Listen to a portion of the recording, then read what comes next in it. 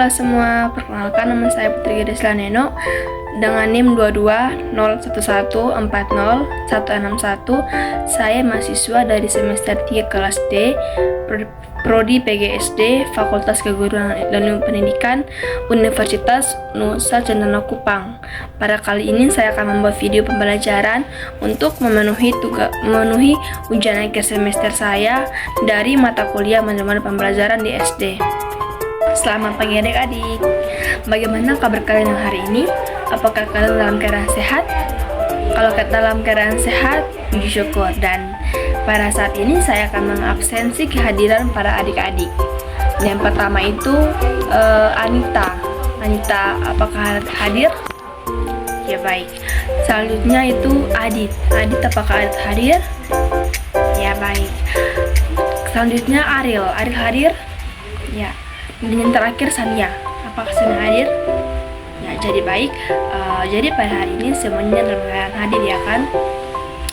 Selanjutnya untuk memulai akan pembelajaran pada hari ini, saya akan memimpin kita semua untuk berdoa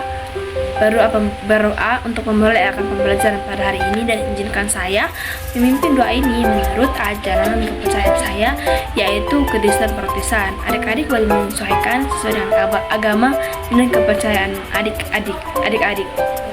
Berdoa mulai.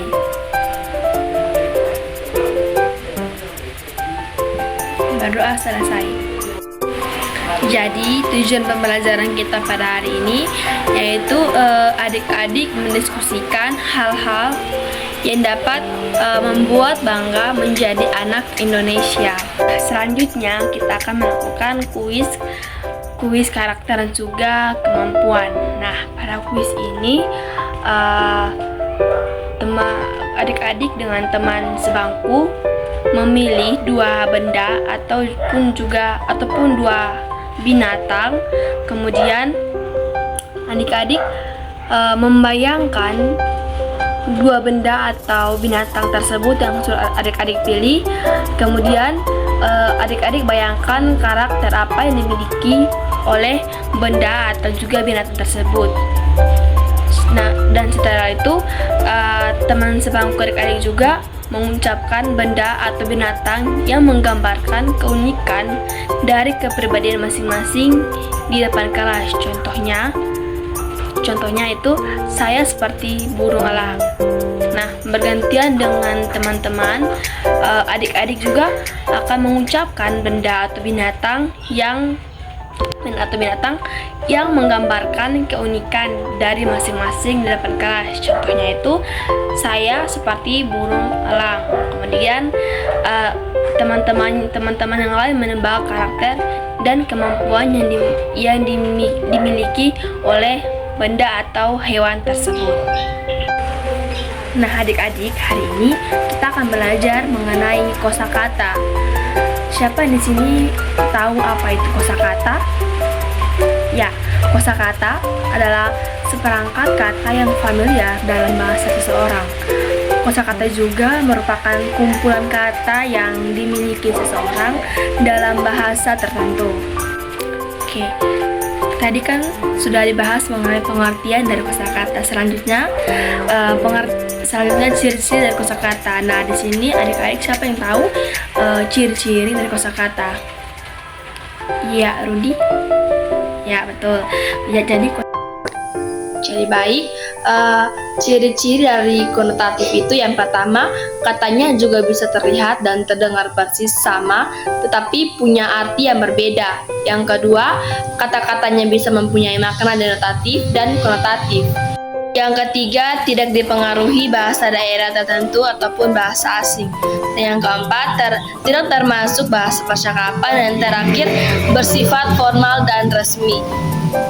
Jadi kosakata ini kita bisa lihat contoh dari cerita Aku Anak Indonesia. Seperti yang pertama itu kata menjura. Menjura ini artinya membungkuk dengan menangkupkan kedua tangan atau seperti menghormat. Misalnya itu berdentang. Berdentang itu seperti berbunyi tang, seperti kita memukul besi dengan keras. Nah, misalnya itu siang bolong. Siang bolong itu seperti artinya tengah hari ketika matahari sedang panas-panasnya. Dan juga degup itu tiruan bunyi denyut jantung yang keras. Selanjutnya itu menyangga itu mempunyai pendapat lain atau berbeda dengan pemerasaan dan sebagainya. Atau dengan kata lain, menyangga ini seperti kita menyangga pendapat teman, seperti Rudy menyangga pendapatnya si Ariel gitu dalam diskusi. Selanjutnya itu menciut itu menjadi tawar atau takut. Hal ini tentang hati atau perasaan.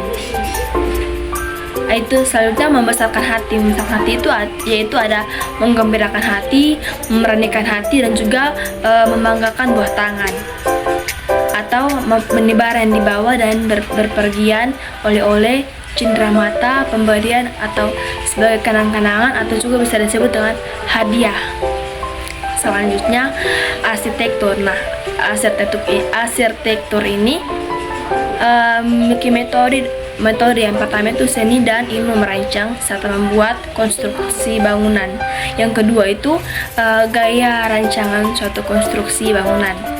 Dan yang terakhir yaitu doktor itu artinya gelar kesarjanaan tertinggi yang diberikan oleh perguruan tinggi kepada seseorang sarjana yang telah menulis dan mempertahankan disertasinya.